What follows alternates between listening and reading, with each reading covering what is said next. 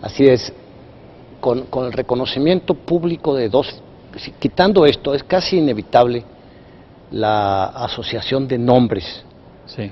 de los dos primeros, Madrazo y Salinas, ¿no? Pero cuando tú quitas ellos dos, hay dos nombres reconocidos, Beatriz Paredes y Peña Nieto, con Sí. Peña Nieto en una escala alta, Sí, importante. sí. Estos fenómenos hacen pensar que Acción Nacional y el PRD han cometido más errores de los que ha cometido el PRI.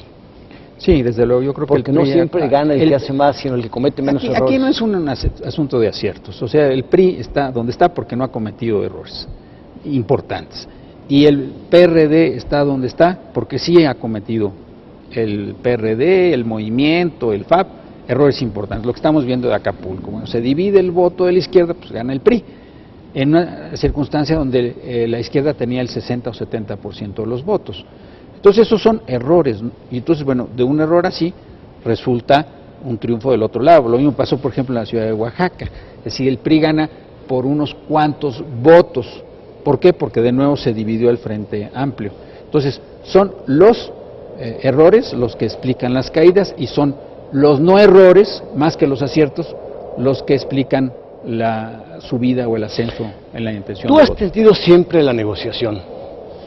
Hace muchos años, yo acababa de regresar pues de la República Popular China y fui por ti a tu casa y no sé a dónde fuimos contigo manejando y estaba en la situación de una tensión terrible, la cuestionada elección de Salinas, el poder de Cuauhtémoc Cárdenas en la Ciudad de México y en muchas partes del país.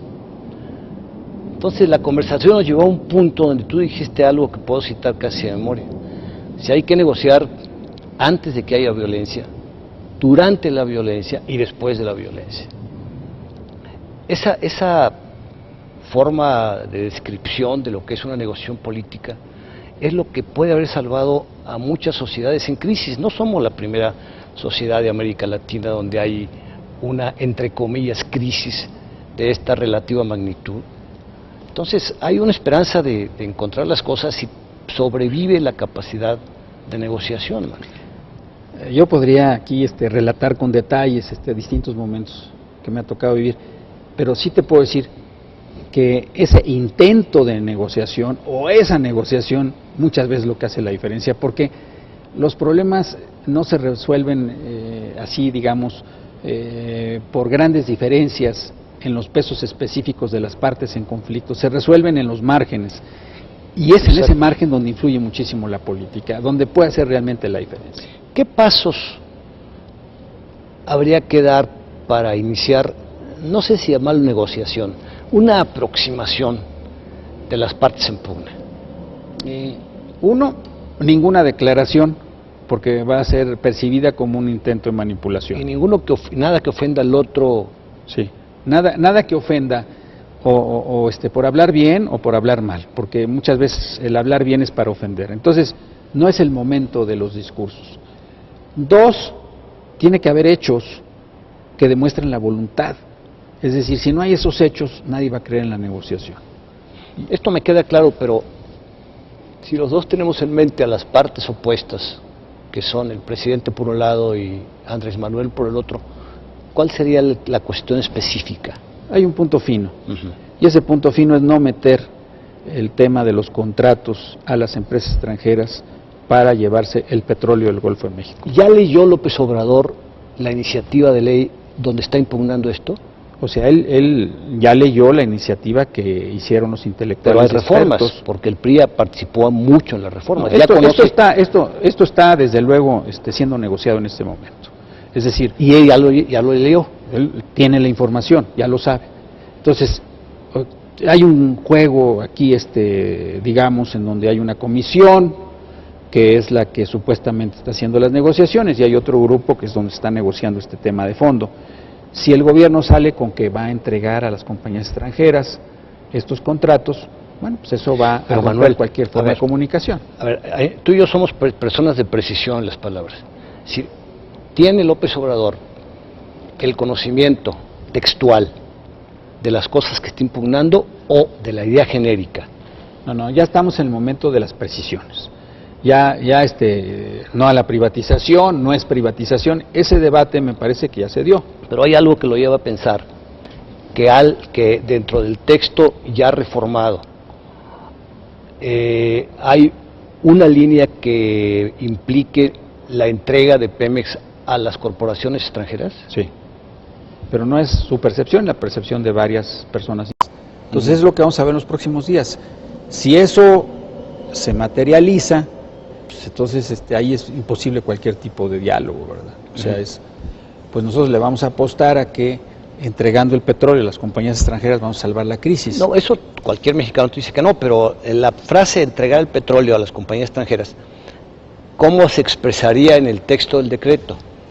En una fórmula de contratos donde incluso empiezas por definir lo que es renta petrolera y donde precisamente a la hora que tú la defines así, entonces las empresas extranjeras lo que hacen es invierten y después te van a dar la renta.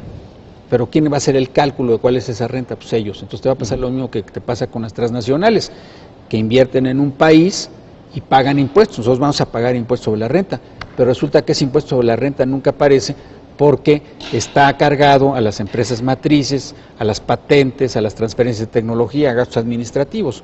Entonces, si el Estado mexicano pierde la capacidad de controlar el proceso, no mediante regulación, la regulación no va a funcionar, si no es capaz ni siquiera de regular los bancos, pues menos va a regular los pozos petroleros en manos de empresas que aparte de todo tienen poder político militar tras de sí en un territorio que ni siquiera es el territorio en donde estás implantado, digo en términos físicos.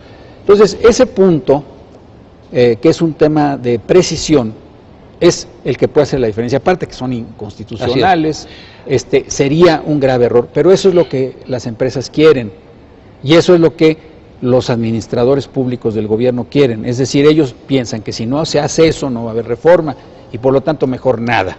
Y todo lo que es el planteamiento que ha hecho una buena parte del PRI, que ha hecho el PRD, el Frente Amplio, los intelectuales, los especialistas, es en vez de privatizar el petróleo, vámonos a fortalecer a Pemex. Eso no les importa, eso es un asunto de los senadores, un asunto de los diputados. Entonces, si aquí ocurre lo que puede ocurrir, que es que haya una legislación que permita esos contratos, entonces en ese momento, pues lo que se va a hacer es, se le va a arrojar gasolina a un asunto que ya está muy complicado. ¿Y si eso no se materializara? Si eso no se materializa y hay una posición política clara de que esas cosas ya no entraron, eso sería, digamos, un factor importantísimo de distinción nacional. Se nos fue el tiempo, Manuel. Muy bien. Te agradezco mucho tu presencia aquí y también a usted.